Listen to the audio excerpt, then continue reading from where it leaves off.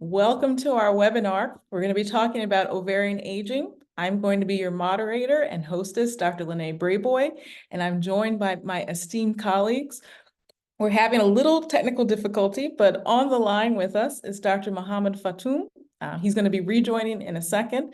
He's a reproductive endocrinologist as well as a PhD. He's an MD PhD and the medical director at Avenues, which is our sister clinic in London, as well as my colleague, Dr. Yulia Yurich, and she is here from Glycan, who is our collaborator in our ongoing study, which we'll be talking about today. So if you've just joined in, please tell us where you're from. Go ahead and write in and let us know who you are and where you're from. And I'm going to turn off my notifications because I'm sure that we'll get interrupted during this talk. So please tell us where you're coming from. Let's see. Where do we have people coming from? We have someone from London. We have someone from LA. We have someone from Lisbon. We have someone from Hastings. We've got people from all over the world. So thank you for taking time to join this webinar. We're super excited to be someone from Munich, Sheffield. Shout out to Sheffield. Wonderful.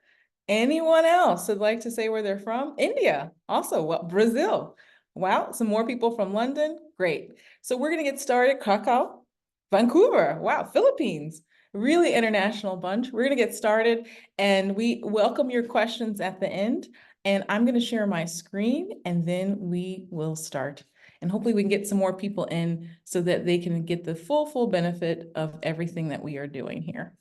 So let me now go to slides. And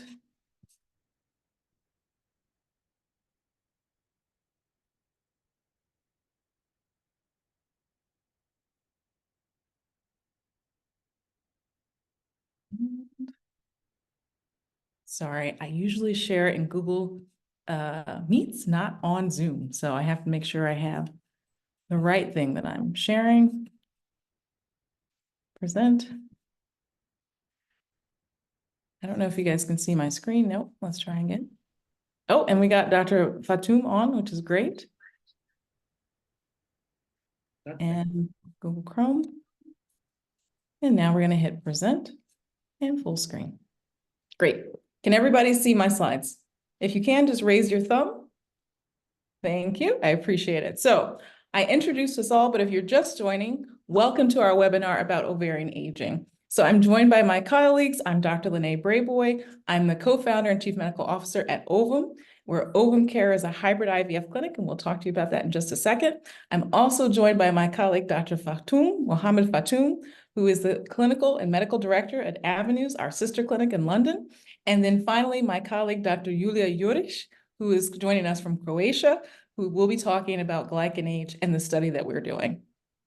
So a bit about me, I'm American. I'm a reproductive endocrinologist as well as an egg biologist, and I'm going to be the moderator today. So hopefully you have questions at the end for us. And this is a disclaimer. We're not giving you medical advice or treatment advice. This is just about the science and the evidence of ovarian aging. Okay, I wanted to tell you a little bit about Ovum. We're a hybrid IVF clinic, and we leverage AI tools to help improve IVF outcomes. We use cutting-edge technology, transparent pricing, and we also have a patient companion app. And our patients go to Avenues at London, our sister clinic, where Dr. Fatoum is. We have one clinic, I said, in London, and then we're opening a clinic soon in Lisbon, Portugal. And it'll be in Cascais, not too far away. And again, we'll have the AI tools there at a fraction of the cost as in London. So first, let's talk about ovarian aging. So you probably are all excited to hear about ovarian aging. But before we talk about ovarian aging, I want to talk to you, what does the ovary do? Let's talk about that, right? Yes, the ovary makes oocytes for us. Yes, it is how we make the next generation, but the ovary also provides really important hormones that keep our bones, our heart, our brain healthy. So we're going to talk a little bit about the science behind ovarian aging. And if you didn't get this in, let's say, sex ed or in college, here's the time to ask the questions about the ovary. Unfortunately, it's an understudied, underfunded organ, and it's on us as society and people with ovaries and women to actually do the research that needs to be done. So one thing to tell you about the ovary is that, of course, it produces eggs. And we're born with all the eggs that we'll ever have. And those eggs we make when we are a fetus. And those eggs decline over time as we age, no matter what we do. Okay? And this is a marker of ovarian aging. And then you've probably heard of something called anti-Müllerian hormone. It's a hormone that is actually, let me see if I can make this slide a little bit smaller so we can see. It's a hormone that's expressed by these types of follicles. They're called antral follicles. These are the same follicles that we count when you're getting ready for an IVF cycle. And those levels go down as we age. Okay? This is a slide showing how AMH decreases over age. So here on the left is when you're very young in your 20s. That's when your AMH is high. And then as you lose your ovarian reserve, as you get towards your 40s, AMH decreases. And these are, again, markers of ovarian reserve, also markers of ovarian aging. And we know that in the ovary, as we age, there's a phenomenon called inflammaging. And my colleague, Dr. Yurish, will talk about that and how glycans are implicated. Also, there's something called autophagy, where you have this constant remodeling that's happening in the cells of the ovary. We also know that aging leads to more DNA damage. So you have DNA in your nucleus, which is like the hub, the blueprint of the cell, as well as DNA and the special organelles called mitochondria, which also gets damaged over time. And then we know in women who are older who conceive, they are more likely to have aneuploidy. Even young women can have aneuploidy, but it happens more frequently as we age. So you can see that as before we're born again here, we've made all the follicles. And those follicles are, again, the sacs that the eggs grow in. And those follicles, again, start to age the moment we make them and decrease in number before we go into menopause, which is when we have our final period and no longer have a period after 12 months.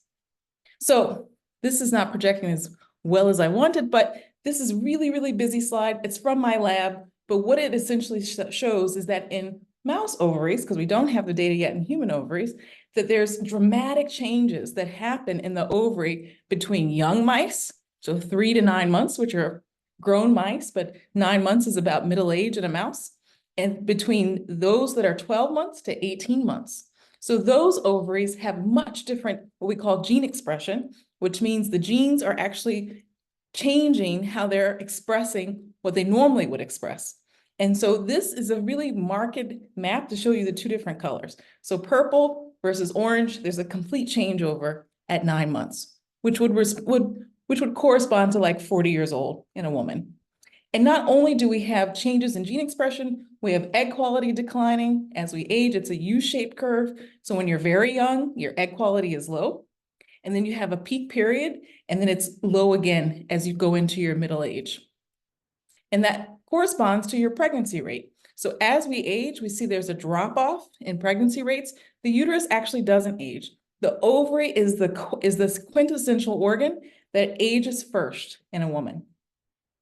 So let's talk a little bit about IVF and ovarian aging. So Dr. Fatoum is going to come in here, but I wanted to give you all a little history lesson about IVF because we don't talk about it. But IVF is steeped in science. So here's a picture of Dr. Gregory Pincus, who was the scientist who described IVF in rabbits. So he's holding a little bunny here. And unfortunately, this was in the 1930s, but he was run out of his academic position because no one believed his experiments. But his experiments led the way for us to have human IVF, which came later. And of course, everyone knows Louise Brown, the first IVF baby born.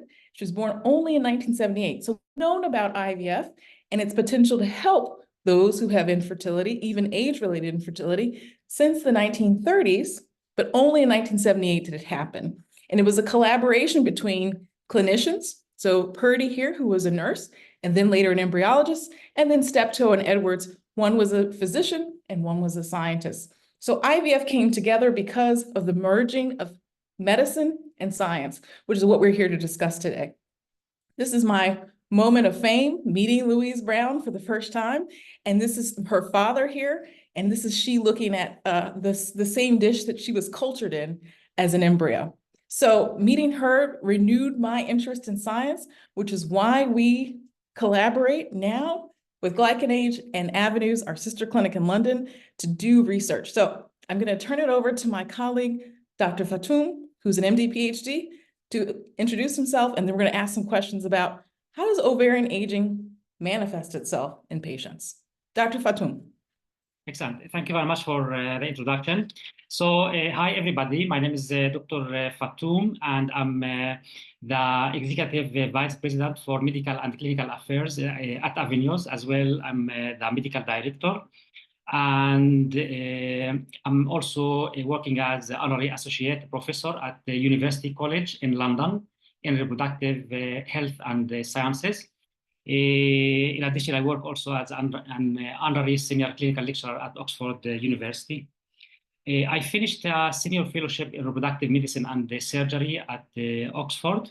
And I had a PhD on the optimization of fertility preservation in females.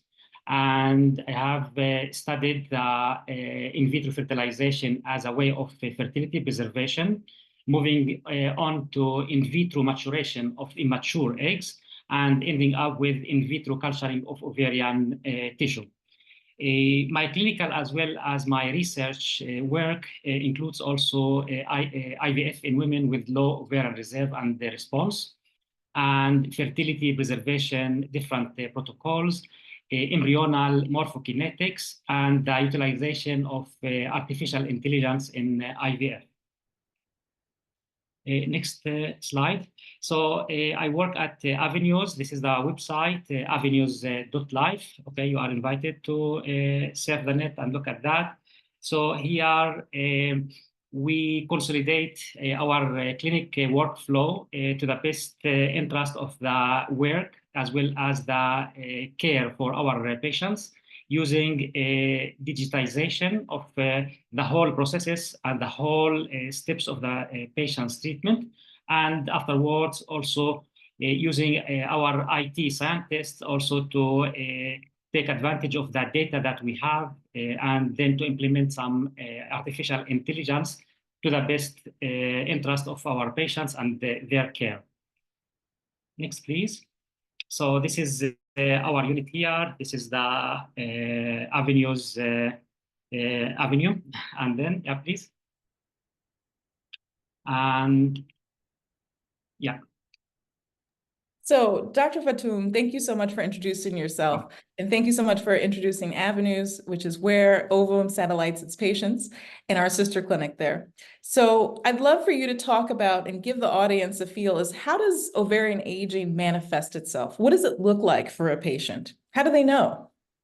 Okay, so let's start by highlighting that ovarian aging is a physiologic, natural process that happens. And it is manifested as an age-related decline in either the fertility or the hormonal activity of the ovaries. So for the patient coming to IVF unit, usually they manifest as patients coming at a delayed age.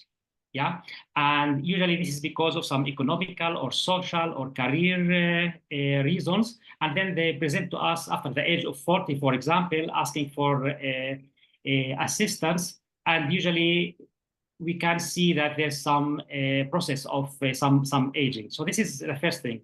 Patients can come to us for with infertility as well.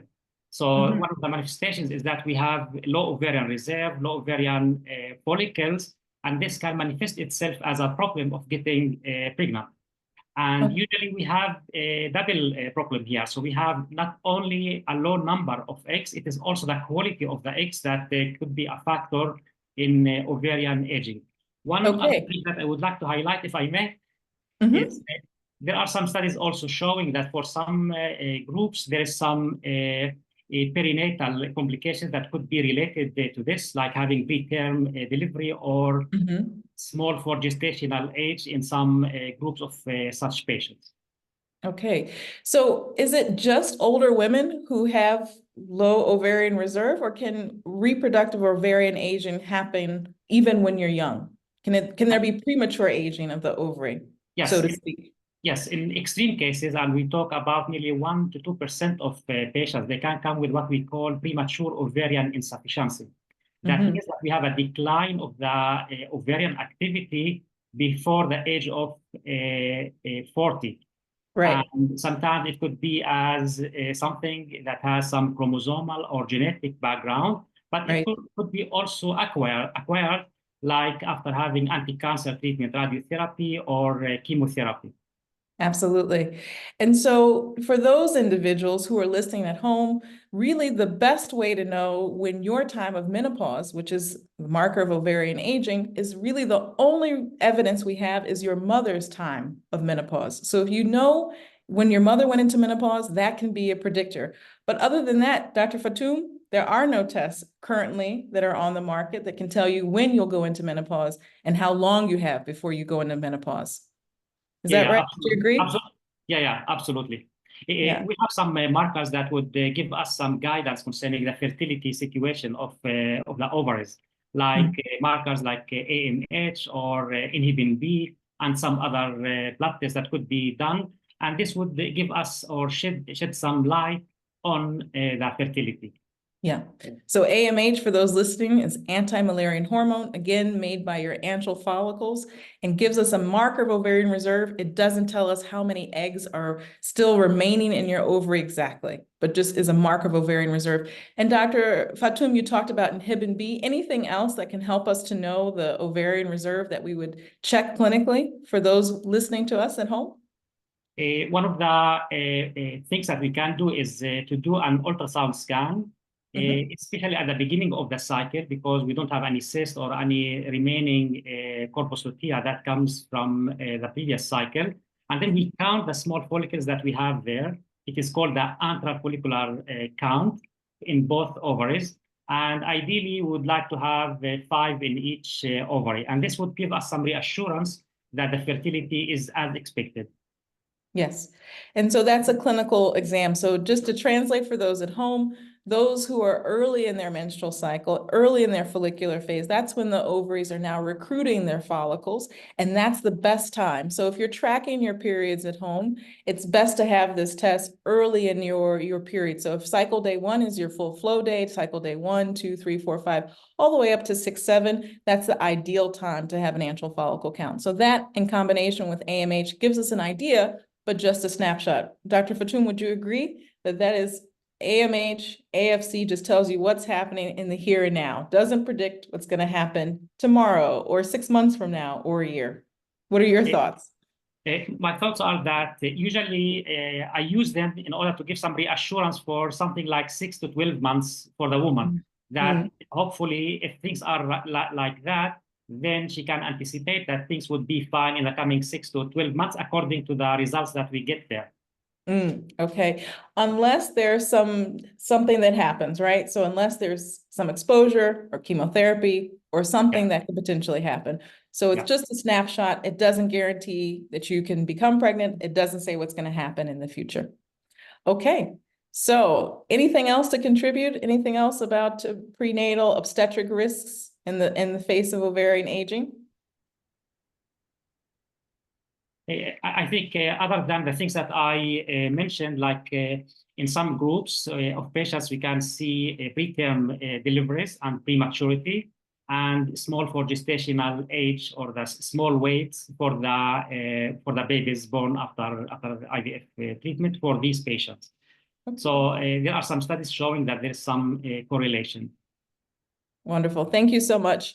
So now we're going to switch to my colleague, Dr. Julia Juric, and I'm going to let her introduce herself as I try to advance the slides. Hi, everyone. So I'm Julia Juric. I'm a doctor of science and a senior researcher at glycan based in Newcastle, UK. And I work at the Associated Laboratory for Glycoscience in Croatia.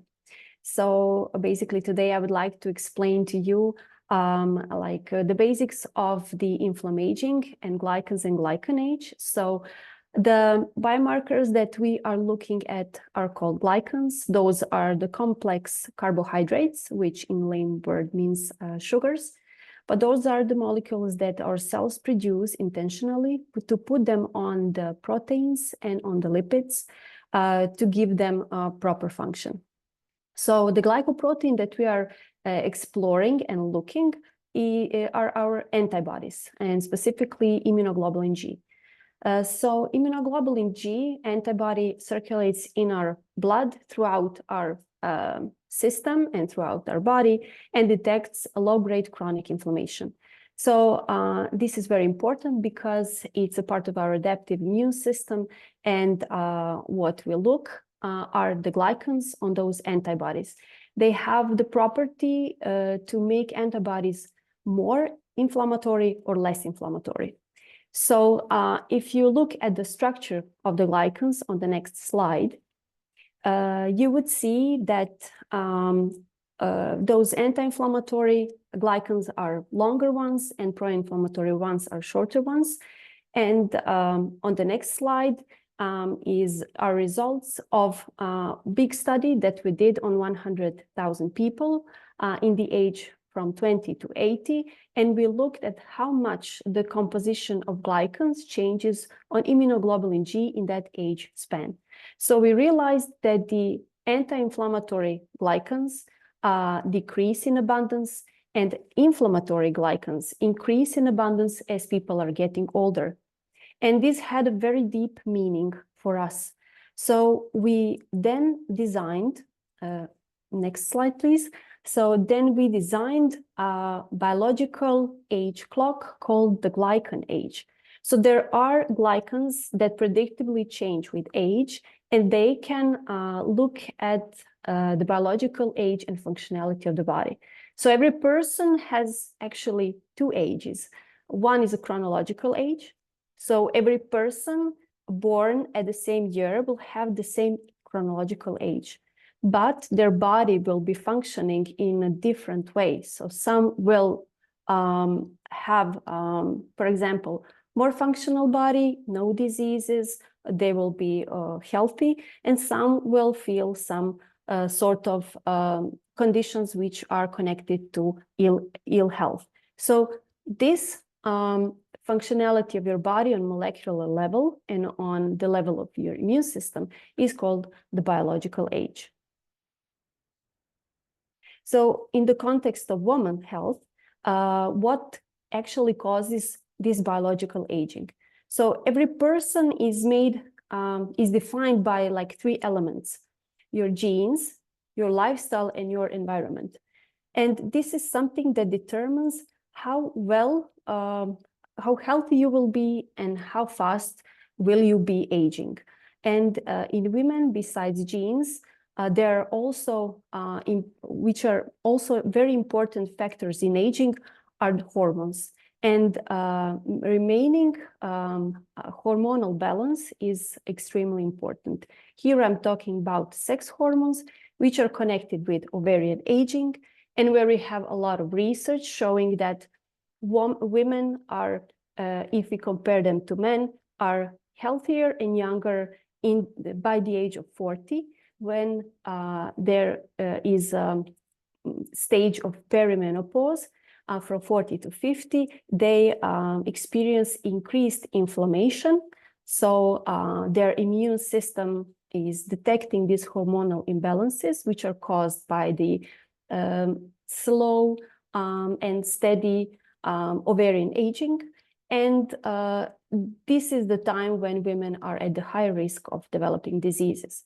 So it's very important to adjust the lifestyle, which means nutrition, the way you exercise, the medications, everything that you do, like sleep and stress, to your genes, and also impact of the environment for your biological aging. So, but one thing is like really good for people, and that is that biological age can be changed. It can be slowed down. It can be even reversed by a specific interventions. And those interventions are interventions that actually impact this inflammaging. So by managing inflammation, which is in the basics of all the diseases and physiological conditions, like menopause and like, for example, infertility, there are ways how to slow down these processes by adjusting the lifestyle. For example, one has to be aware of the stress and to find ways how to manage it. Nutrition is very important. Also physical activity. So it is just the right amount of the physical activity for you and for your body. Sleeping is extremely important because our hormones renew themselves, and this circadian rhythm is important for homeostasis, so the balance in our body. Mental health. So when your thoughts are positive, when you experiencing good things around you, you produce good and happy hormones. If you are not well balanced and you sense fear, your body is also releasing those bad hormones. And social connections, of course. So surrounded by people who are good for you, your family, you have like a quality social connections. This is very important for biological aging. Also, there are pharmaceutical interventions that you can use, like if you're deficient in some vitamins or minerals, it is important to measure this in your body and to supplement them. Also, maintaining a hormonal balance is important. So when women go through perimenopause, they can take hormonal replacement therapy, but also hormones are kind of substituted in some of other diseases, like diseases with your thyroid gland. Also, it's very important to manage your glucose because it is connected to insulin, and you have and the insulin resistance is one step to diabetes, and obesity or BMI, which is above the normal, can also interfere with fertility issues. So I'm going to now just announce the study that we are doing with Ovum and with Avenues. This is like a great opportunity. So what we are exploring and what we would like to invite you to participate in the study, where we would be evaluating glycans as biomarkers of ovarian aging. Next slide. So basically, we would see whether glycans can be new biomarkers and whether biological age is connected to medical biomarkers which are already established as biomarkers of ovarian aging. But they're golden standard, but they are still not enough, as Dr. Muhammad said, they're still not enough to predict infertility, to predict menopause, and this would be a really useful add-on to the biomarkers that medicine already offers. So we are including 100 participants. So what we would do is we would collect some blood and follicular fluid from the participants. And what we are interested in is assessing inflammation on a systemic level from the blood and on the local level in the follicular fluid in which the egg is maturing. So research shows that women, as they are getting older, going through perimenopause, experience increased inflammation. And this is somehow the hallmark of cessation of the reproductive stage of their life. This we sometimes see in women who are younger and where we don't expect such inflammation. And we are wondering whether this could be connected with the function or the aging of the ovary. Also, the egg is maturing in follicular fluid, and there is a research that shows that women who seek IVF treatment have follicles which contain glycans that are making antibodies more inflammatory. So if the egg matures within that environment, it might be that those women don't respond to IVF treatment very well. So the number of eggs and the quality of eggs that are retrieved are not suitable to have successful pregnancy with the IVF. So what we want to do is assess the glycan age, the biological age, and the level of inflammation on a systemic level and locally around the egg to go deeper into the mechanisms of ovarian aging. So all the participants that will join the study through OVAM and will be seen in the Avenues clinic, and they will get the glycan age, so assessing their biological age for free, and they will also, at the end of the study, get the free one-on-one consultation with our longevity specialist. So we see that in a lot of cases, inflammation that happens, as I said, is only temporary. So you can do something about it. And these personalized consultations with our specialist can give you good advice how to decrease the inflammation. So basically, by adjusting your lifestyle, optimizing your health, this might be a good step before getting into IVF treatment. This might increase your chances for a successful IVF, for a successful pregnancy after IVF. But this is the next step in our next study to introduce an intervention arm, work with our specialists in fertility nutrition, with other doctors, and try to tackle also this, how they say, the successfulness of the IVF. I think that it's, I think, around 30%. So if it can be increased, that would be great. And if the number of times that you try with the IVF can be reduced to minimal, and that would be highly welcomed in women who go through this very complicated and exhausting like process. Yeah, so next slide, please.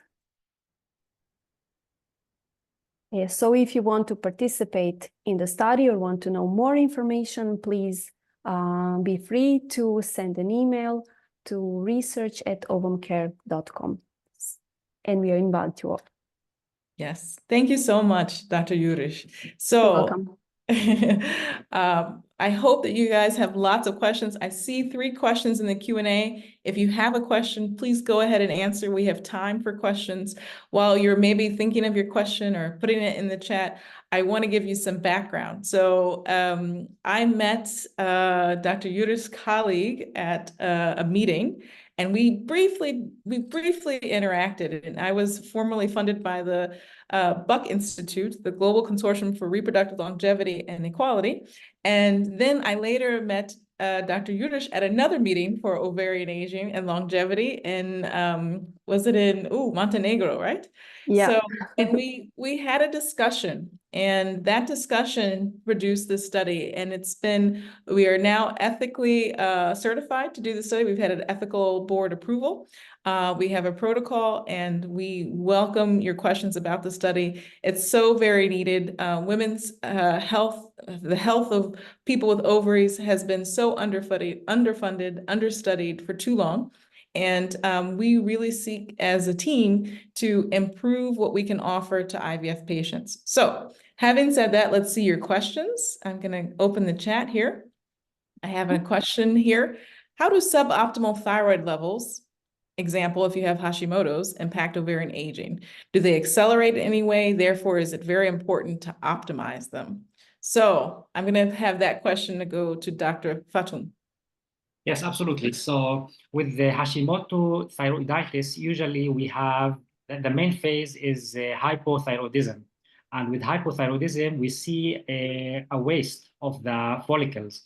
So yes, this will accelerate the aging, and it's very important to start replacement treatment and to start with the thyroxine in order to correct that to a level that is below a level of TSH of 2.5 or less. Otherwise, there could be waste of the follicles that we have in the ovaries.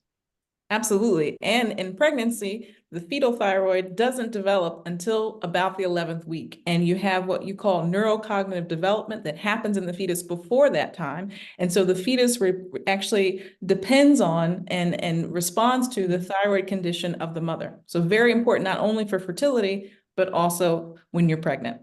Okay. Is there anything we can do to slow down ovarian aging? Okay, that's to you, Dr. Yurish. Yeah. So I already told about the lifestyle interventions and changes. So basically anything, it's really important to use a test measure, like if you're going to use glycan age, just check your levels of chronic inflammation in 2 time points. You will see if this is something which is stable, you will kind of see your baseline. And then if it is in range that is below your chronological age, it's good, but it's still, you can optimize it even more. So what you want is the least inflammation in your body, which is basically saying that you don't have any inflammatory points in the body. So you just have to go with the healthy things that are, I don't know, in what's considered healthy, and you have to set your own rules. When you start with healthy lifestyle habits, it's always good to track them, because we had a lot of situations when people would overdo healthy things and they would go into a wrong direction, into extremes. Is it fasting? Is it over-exercising? Is it something like that? But this is basically not good. So good and healthy lifestyle habits. If you have hormonal imbalances, you also need to adjust them. And I think that checking your glycan age for the low-grade chronic inflammation would be a good starting point for now. Awesome. Thank you for that. And I love how you said no extremes, right? If you're doing too much smoking, eating McDonald's all the time, not to say that McDonald's is bad, once in a while it's great, but if you're eating fast food all the time, if you're, that's not good. But also when you're exercising 2 hours each day and eating a very, very caloric restricted diet, that can also cause problems. So everything in moderation, right? Yeah. All right. So the next person asks, is there anything we can do to slow down ovarian aging? So before I have that question go out, so I like to say that the ovary is the canary in the coal mine. So coal miners used to bring canaries down deep in the mines with them so that if something was wrong, the canary would have the first symptoms before the humans did, and then they would come up quickly. So that's what the ovary is like to the female body. You already know that something is wrong if you're experiencing the symptoms that Dr. Fatoum talked about. So if you have infertility, if you have perhaps perimenopausal symptoms. So is there anything, Dr. Fatoum, and then I'm going to hand this question over to Dr. Yurish, that we can do to slow down ovarian aging for all those who are listening? Yeah, well, it's just what I said. So healthy lifestyle habits, but maybe I can answer the second question. Can glycans measure ovarian aging? So this is also one of the questions that we are seeking to answer through this pilot study. Yeah. So can we connect the ovarian aging with the glycans and the glycans results? So would women who are not good responders or who have don't have great quality eggs be somehow stratified according to glycan, single glycan structures or groups of glycans or glycan age? So what we are trying to connect in this study is the change in glycans and the endpoints of the IVF. So the number of eggs retrieved, the quality of eggs, and these are our main targets. target points, and this is Yeah. what we will do statistics around. But then we also want to see if how many women will have like how many women will get pregnant, how many women will carry the pregnancy all the way through. But these are the long-term goals. So for now, we just want to see if glycans can help us stratify between good responders and bad responders. And in the next study, can we, by adjusting the health and optimizing the health of women going into IVF, can we increase the egg quality, egg count, and some of the parameters that will make IVF treatment more successful? Absolutely. Thank you so much for that. Dr. Welcome. Fatoum, any comment? Yes, I would like just to highlight that nowadays, unfortunately, we don't have any intervention that would delay the physiologic and the natural decline in fertility and in the ovarian activity. However, this topic is under a lot of research nowadays, and hopefully this could be translated for usage in the future. I would like to highlight also another point that we touched before. I think if we see the reason for the aging, and if it is something that we could spot it, we can treat it. And we discussed the Hashimoto thyroiditis, for example. So if we know the reason, then we can treat that. And then by that, we are preventing this from worsening and exacerbating further. Another thing, I saw another question that was in the chat about using the ovarian tissue. Oh, let's get there. Hold on. We've got other people who asked before. We got to go in order. We have to go in order. This is, you can tell that I was a teacher for a little bit. So do you have offices in the US? Not yet, but we're starting a program soon in the US. So stay tuned. You can go to our website at www.ovumcare.com. Like we said, we're opening a clinic in Portugal. Prices will be cheaper in Portugal compared to the US. And also they're cheaper already in London today. So where can I find underlying data for the line graphs in the first presentation? So we cited all of this, and this is a recorded session. So you can look at the citations. They're available on PubMed. Just FYI, researchers pay to have their data published. So as a researcher, I have paid thousands of dollars to journals so that the public can see what I have published. So if you go to PubMed, and you put in my name or any of the researchers' name that are listed in the citations, you can get hopefully access to those journals. If they are in a journal you don't have access to, then you can potentially write to the journal as a public citizen and just say that you would like to have access to the journal. Perhaps that will work. So that's how you can get that data. But also as part of, if you actually join our study, you're more than welcome to join our newly forming patient enclave, who will participate in research, give us feedback about research, tell us their perspective as being a participant in research. And I just want to highlight that in the US, anyhow, women were not included in research at all until 1993. And when you look at funding of research for women's health, and especially ovarian reserve, and especially infertility, in the US, we share a whole institute with children, okay? We have to divide the money between us and kids, all right? And when you look at who gets funded, it's usually neuroscience, aging, but not women's aging. So look at who funds research in your country, find out where is women's health and ovarian reserve, and find out why. If you're voting, if you're paying taxes, this is the time to advocate for women's health research. So I'm going to go on. Would pro-inflammatory glycans result in a low AMH and AFC? Dr. Fatoum, what do you think? We don't know yet, right? Yeah. So the question is about the correlation between AMH and glycon. Yeah. Glycans, right? The pro-inflammatory glycans that we're studying. So I think this is the subject of our research. So hopefully we can come with an answer to this. Yes, absolutely. Thank you for the questions. Can raised glycans be a reason for unexplained infertility? Dr. Fatoum, I'm going to give that one to you. I think it is too early time to answer this, because if we see afterwards that there is some correlation between the biologic aging and the reproductive aging, then I think, yeah, we can start think about an answer to this. But in the meantime, I think we have to wait and see the evidence that comes. We need to get the data. That's the most important thing. Unexplained infertility is a catch-all for when everything seems right, but you're not able to become pregnant.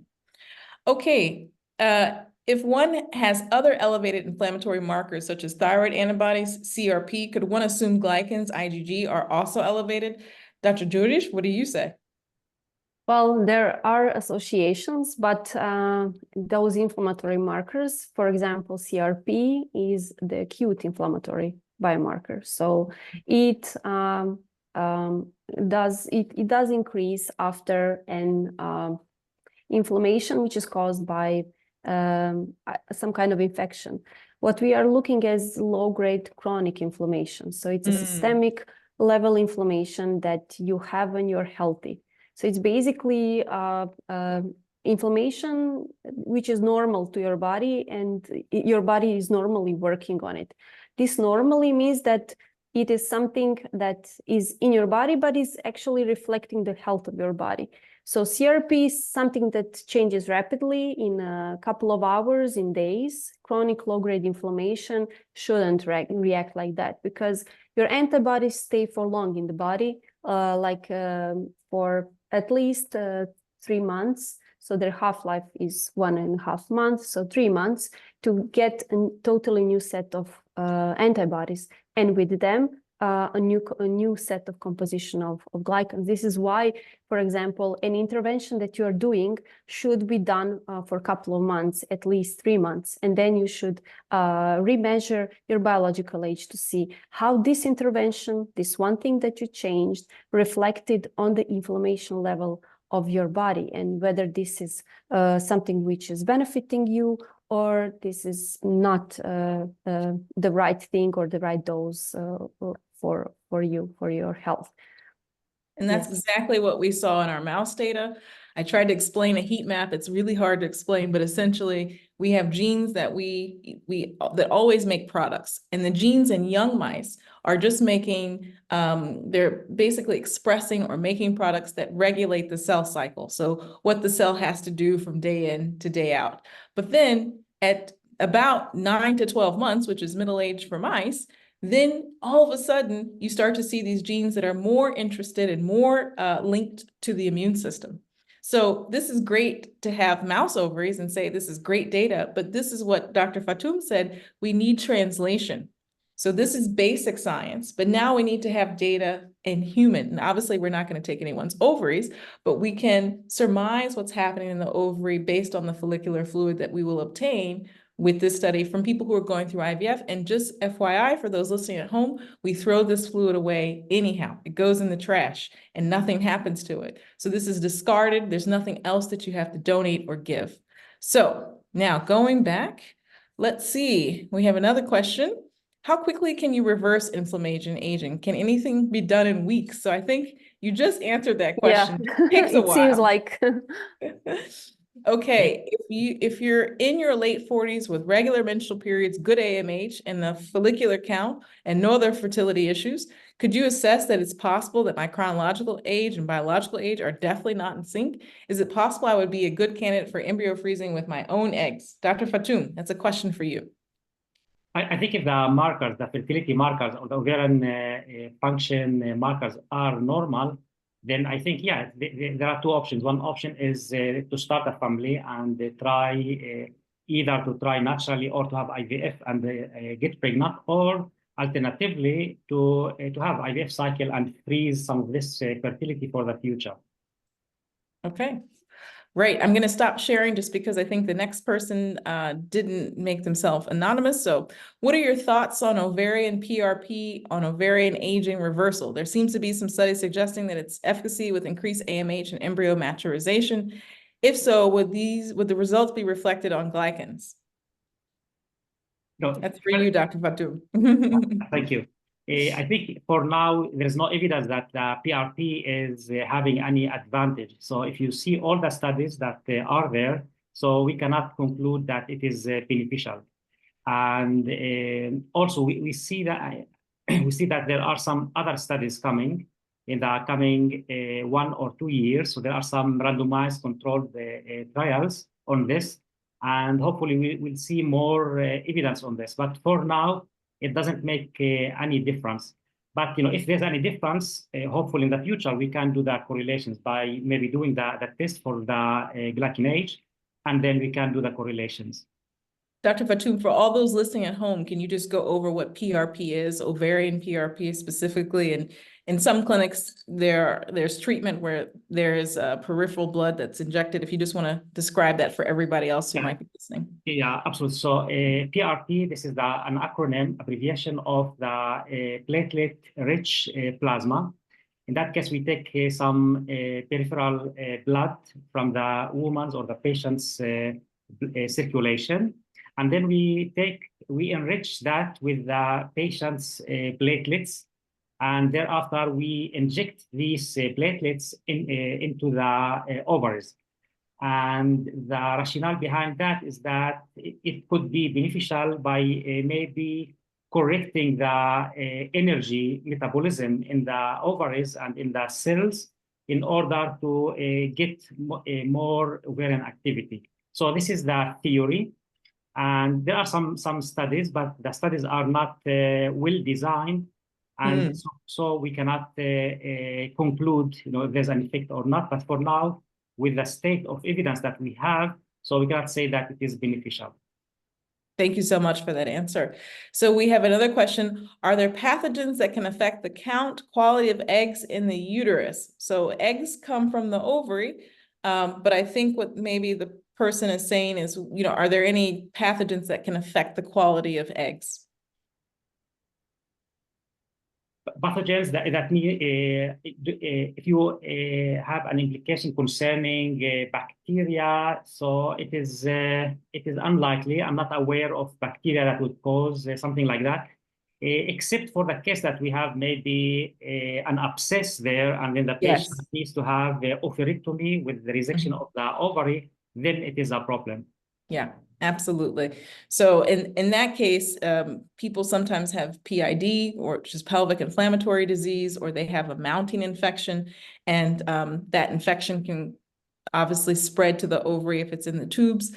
And so in that case, perhaps the only other thing I can think of is people who have tuberculosis in their pelvis, perhaps, that coating of tuberculosis throughout the pelvis, perhaps, but there's nothing that we would see on a regular basis that potentially would impact the ovaries and the quality. We have a question. Do fibroids affect ovarian aging? Dr. Fatoum, that's for you. I'm not aware of any studies that have any correlation between the two, so it is unlikely. So if we look at the pathophysiology and how the fibroids are being created or formed, then it is different totally from the pathophysiology of the ovarian aging. So I don't think that they are related one to each other. Yes. So fibroids, just for everyone listening, are non-cancerous tumors that are found in the uterus, not usually in the ovary, or at all in the ovary. Some of us have put questions in the chat stream. Is it possible to review those too, please? Yep, we're trying. Yeah, I'm starting to write the answers while we Dr. only have Fatoum 1 minute left. So views on kisspeptin use. We're going to park kisspeptin. You can always, again, make an appointment with us at ovumcare.com. You can also visit us in London and soon in Portugal, and we'll be happy to answer your questions. But unfortunately, we are running out of time. This was a great session. This is going to be an ongoing webinar series, by the way. So stay tuned. Follow us at Ovum Care on LinkedIn, on Instagram, and also Glycan Age. Yulia, sorry, I usually call her Yulia, not Dr. Yurish, so it's hard for me to say that the whole time. Yulia, what's your handle for Glycan Age? Sorry, can you? What's the handle for Glycan Age? Okay, maybe Vlada, you want to come off and tell us the handle for Glycan Age? It's @glycanage. Yeah, you can follow us on Instagram and LinkedIn. Yeah, at glycan glycan age. age. At Yeah. glycan age, yeah. Yeah, so super, super wonderful to have everyone here. Thank you for giving up time on your, what day is it already? Thursday evening. We appreciate it, and we hope to see you for the next webinar. And again, it'll be Avenues, Glycan Age, and Ovum Care. We're happy that you've been here. Thank you so much for caring about the ovary and ovarian research. Bye-bye. That's all for now. Thank you. Thank you, bye. Bye-bye.